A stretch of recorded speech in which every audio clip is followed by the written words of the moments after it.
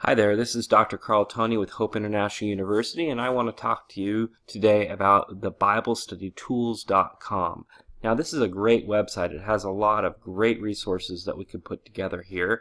One of the unique things that this has is a compare translations ability, in which you can type in a verse and it will automatically compare for you a bunch of translations. So here I'm typing in John 3:16. And we'll see that it's just going to go in alphabetical order: the American Standard Version, the Bible in Basic English, the Common English Bible, the Complete Jewish Bible, and so forth. And so you can really do a quick study of a comparison of translations with this. There's a lot of versions of the Bible, which is really great. But this website also has some even more powerful features, particularly when it comes to using this as a concordance. And so I really think that this website does a great job if we're trying to use this as a concordance. So you might want to do something like just do a basic word search like what you would find in a concordance. So maybe you want to look up the word cross, and maybe you're looking at the book of Mark. And so they list the books alphabetically. And so you just find the book of Mark, and let's just look to see where the word cross shows up in the book of Mark. And you can type the word cross, but you can also add a little asterisk, which if there's any different endings for cross, it'll look those up as well. So I really recommend using that as a way so you can see every word. So cross only shows up 4 times in the gospel, and that might surprise you. One of the things that's really interesting is that the word cross doesn't show up in the Gospel of Mark until chapter 8. This is because Jesus doesn't talk about his death in the Gospel of Mark until after chapter 8. And so you can do just some basic word searches like looking up the word cross that you might do in a basic concordance. This website is also great because you can access the Strong's Concordance by typing in a verse as well. So let's say I want to look up the word gospel, and I might be looking at Mark 1:15, where Jesus is going to say for the first time that he is sharing the gospel. Now, if you look up this verse using either the King James Version or the American Standard Version of the Bible, you can actually use the Strong's Concordance. So here I'm typing in the King James Version, and we're going to look up Mark 1:15. So here it is. And what you can do by accessing it this way is if you right-click with your mouse, you'll be able to open up a word. So you'll find the word gospel, and you right-click on it, and you'll see that I'm going to open this in a new tab. This just allows me to keep my basic verse in this tab while it's looking up the Strong's word for the word gospel. And so here we are. It's the Strong's word euangelion, and it gives us the Strong's number right here. It shows us what the word looks like in Greek. It also has this great feature where if you're not sure how to say euangelion, you can push this little speaker and it'll pronounce it for you. Euangelion. Euangelion.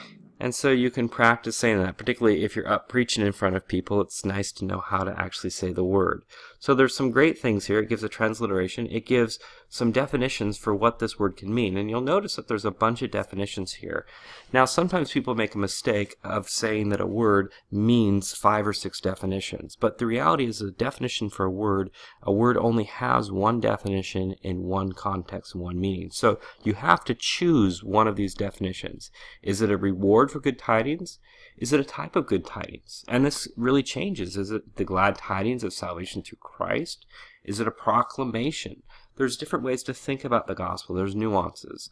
This also has this great thing of showing us how many times the word euangelion, our gospel, shows up in each of the books of the New Testament. And you can click on these and actually see the references. So if I want to look up euangelion in Matthew, I can click on that, and suddenly I see all the verses where this is happening.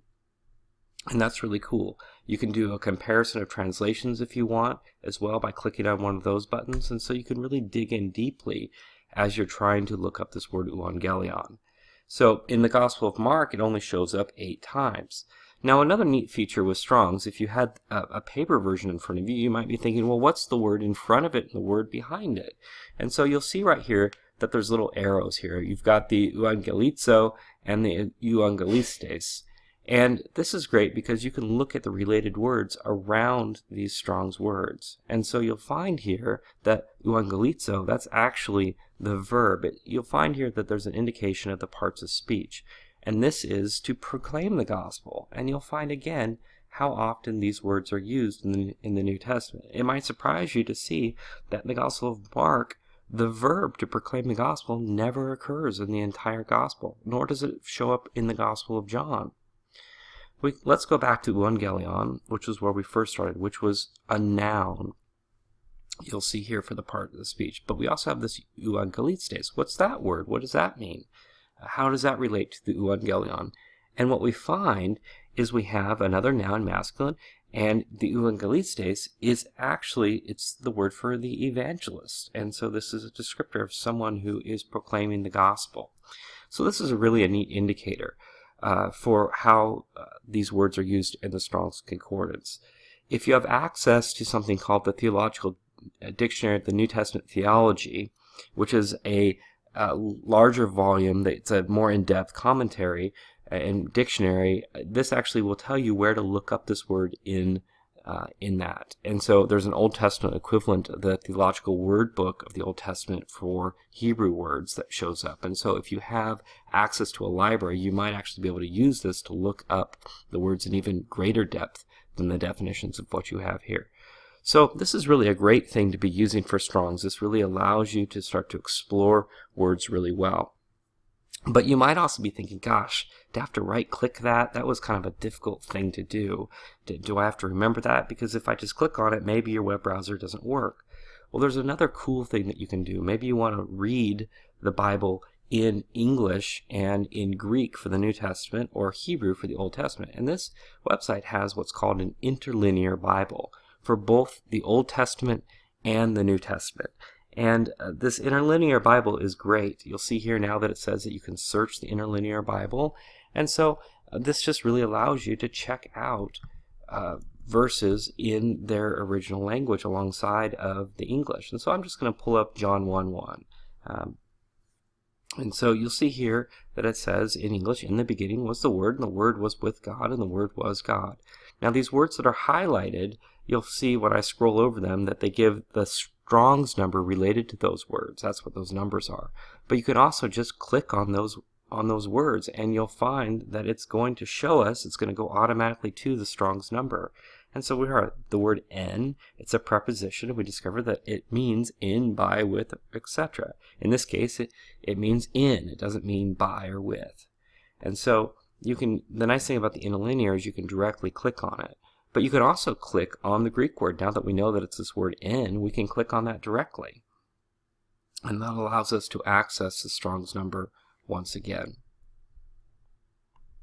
So that's a really cool thing with the interlinear Bible with the parallels, to be able to dig down deep and to be able to explore these words in their original contexts, and to be able to see the Greek and English side by side, or I can go to the Old Testament. So John 1:1 is of course echoing Genesis 1:1. The "in the beginning" of John 1:1 is echoing the "in the beginning" in Genesis.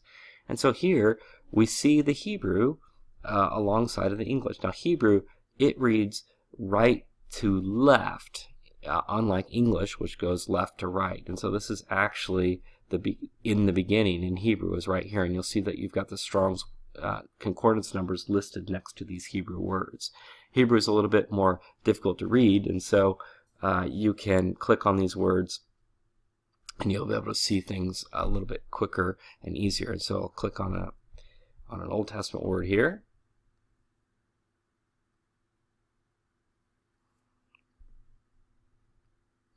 And so here we get Bereshith, which is "in the beginning," and we discover that that's a noun. And so this is the opening words of Genesis. And we can look to see where else Bereshith shows up in the rest of the Old Testament.